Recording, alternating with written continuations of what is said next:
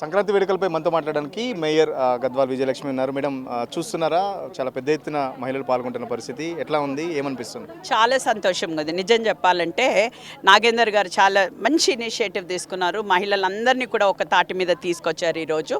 And also వాళ్ళకి prizes different types of prizes కూడా పెట్టారు, క్యాష్ ప్రైజెస్ కూడా పెట్టారు. చాలా సంతోషము. అదే కాకుండా అందరు మహిళలు ఈరోజు వచ్చారు. అంటే ఇది పోటీలు అని పెట్టారు.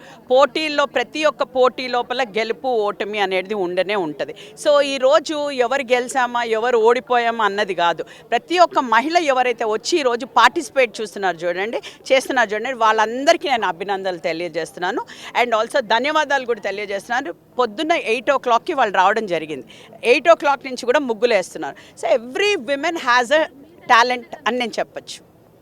ఇటీవల కాలంలో ఈ బిజీ షెడ్యూల్ అసలు ఇంటి ముందు ముగ్గేయడం అనేది మర్చిపోతున్నారు చాలా వరకు. అంటే ఉద్యోగస్తులు కానీ లేకపోతే మహిళలు కూడా చాలా వరకు ఉద్యోగాలు చేస్తున్న పరిస్థితి. సో అలాంటి కల్చర్ మళ్ళీ రావాలంటే ఇలాంటి ఫెస్టివల్ జరిగే అవకాశం ఉంది.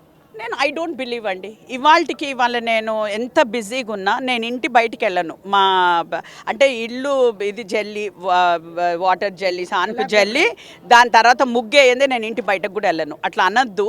ఎందుకంటే చేసేవాళ్ళు ఇంకా చేస్తూనే ఉన్నారు. కొంచెం బిజీ స్కెడ్యూల్, అపార్ట్మెంట్స్ అవి ఉంటే కొంచెం కష్టం అవుతుంది. ఇప్పుడు సాఫ్ట్వేర్లు మీరు చెప్పినట్టు అటు సైడ్ కొంచెం కష్టం అవుతుంది. కానీ ఇంకా ఆ సాంప్రదాయం మాత్రం తప్పకుండా మనం పాటిస్తూనే ఉన్నామని నేను అనుకుంటున్నాను. ఏ ముగ్గులు అంటే మీకు బాగా ఇష్టమైన? చిన్నప్పుడు కూడా మీరు చెప్పున్నారు చాలా వరకు నేను ముగ్గులు వేసాను అని చెప్పేసి. ఎలాంటి ముగ్గులు వేసేవాళ్ళు? చిన్నప్పుడు ఏమైనా ప్రైజెస్ ఏమైనా మీరు సాధించారా ఏమన్నా? ఆ టైం లోపల ఈ ప్రైజులు ఇవి ఏం లేకుండా ఇంట్లోపల వేసుకోవాలి. అంటే హోల్ 1 month అంతా కూడా ముగ్గులది ఒక బుక్ తయారు చేసుకునేవాళ్ళు. ఏ ముగ్గు ఏ రోజు వేయాలా అన్నది ఉండేది. సో ఆ రోజు వేసుకునే నాకు మోర్ ఇట్లాంటి డెకరేటివ్ ముగ్గులు ఇష్టము, ఎక్కడైతే కలర్ ఫిల్ చేసేది. సంక్రాంతి అంటే ముగ్గులతో పాటు పిండి వంటలు కూడా చాలా వరకు ఇష్టపడుతూ ఉంటారు. మీరు స్పెషల్గా ఏం పిండి వంటలు ఇష్టపడతారు? మీరు ఏం చేసేవాళ్ళు చిన్నప్పుడు? అంటే మాకు సంక్రాంతి మీ అందరికీ కూడా తెలుసు, తెలంగాణలో పెద్ద సంక్రాంతి అనేటి ఫెస్టివల్ మోస్ట్లీ అప్పుడు అటు ఏపీ సైడు, పల్లెల సైడు అట్లాంటివి ఉండేటివి. ఇక్కడ ఏం అంత ఎక్కువ ఉండదండి. ఏంటంటే నువ్వుల లడ్డూలు తినాలా, మనం చిక్కీలు తినాలా, పల్లీలు తినాలా, ఇట్లాంటివన్నీ చూసుకునేవాళ్ళం. కానీ మోర్ కాన్సన్ట్రేషన్ ఆన్ ఇది. కనుమ రోజు మాత్రం మీ అందరికీ తెలుసు, తెలంగాణ వాళ్ళందరూ కూడా కనుమ పండుగ అంటే they will wait for that. Non veg ఉండాలి. చాలా మంది యువతులు కూడా ఇక్కడ పార్టిసిపేట్ చేస్తున్నారు. ఇటీవల సెల్ ఫోన్ గ్యాడ్జెట్స్ ఎక్కువ వినియోగం చేస్తూ అసలు ఈ పండుగలకు సంబంధించి మర్చిపోయే పరిస్థితి వచ్చింది. ఇలాంటి ఫెస్టివల్ జరగడం వల్ల ఇంకా ఎలాంటి యువతకు ఎలాంటి మెసేజ్ ఇవ్వాలి?